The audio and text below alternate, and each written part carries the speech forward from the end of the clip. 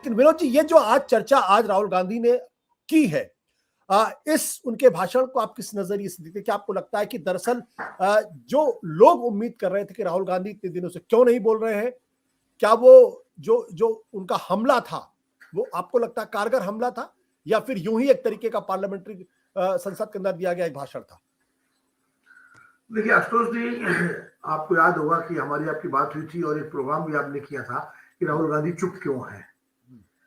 खामोश क्यों है। और तब भी मैंने कहा था कि राहुल गांधी खामोश नहीं है, मुझे लगता है रणनीति के तहत इस मामले में वो बोलेंगे। और शायद जब बजट या तो राष्ट्रपति के अभिभाषण पर जब चर्चा होगी तब वो बोलेंगे, और सारे फैक्ट्स को आर्टिकुलेट करके और एक तरह से उनको ज्यादा धारदार तरीके से पेश करके बोलेंगे, या बजट अभिभाषण में बोल सकते हैं। दरअसल सरकार लगातार बचना चाह रही थी कि हिंडनबर्ग की रिपोर्ट और अडानी जी के मुद्दे पर और सारे मामलों पर जो है अडानी के मसले पर संसद में चर्चा हो। सरकार नहीं चाहती थी इस पर चर्चा हो, इस पर वो सारी बातें संसद के रिकॉर्ड पे आए जो अभी पब्लिक डोमेन में सोशल मीडिया पर या सार्वजनिक विमर्श में, अखबारों में और सब जगह है। इसीलिए लगातार 3-4 दिन से पिछले हफ्ते हाउस एडजॉर्न होता रहा। एक रणनीति के तहत कांग्रेस पार्टी ने तय किया कि उन्होंने हाउस चलने दिया, और राष्ट्रपति के अभिभाषण पर जब चर्चा शुरू हुई तो लोकसभा में राहुल गांधी ने और राज्यसभा में दिग्विजय सिंह ने, दोनों ने बहुत तरीके से इस मुद्दे को उठाया। और उनके भाषणों का सारा फोकस हिंडनबर्ग की रिपोर्ट और अडानी उद्योग समूह जो है, उद्योग घराना, उसको लेकर के जो विवाद चल रहा है, जो उसके शेयर को लेकर के सारा जो प्रकरण है उस पर फोकस किया। और राहुल गांधी खास करके वो तो पिछले 8-9 साल से लगातार इसको उठा रहे हैं, और भारत यात्रा के दौरान तो उन्होंने शायद ही कोई ऐसी प्रेस कॉन्फ्रेंस हो, शायद ही कोई ऐसी पब्लिक मीटिंग हो जिसमें अडानी का नाम न लिया हो और अडानी और मोदी जी के रिश्तों को लेकर के उन्होंने बात न कही हो।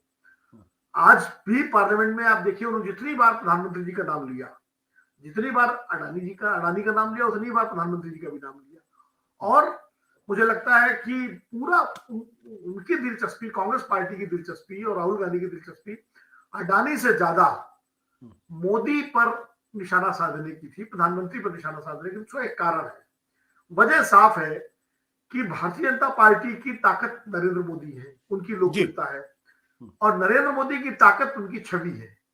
उनकी वो छवि देश के आम जनमानस में धारणा है कि वो ईमानदार है, वो जो है कोई भी ऐसा काम नहीं करेंगे जो देश हित के विरुद्ध हो। गलतियां हो सकती है लेकिन नीयत उनकी ठीक है। इस तरह, इसी वजह से चाहे वो राफेल का मुद्दा रहा हो, चाहे नोटबंदी का मुद्दा रहा हो, जब भी मुद्दे उठे नरेंद्र मोदी की छवि उन मुद्दों पर भारी पड़ी।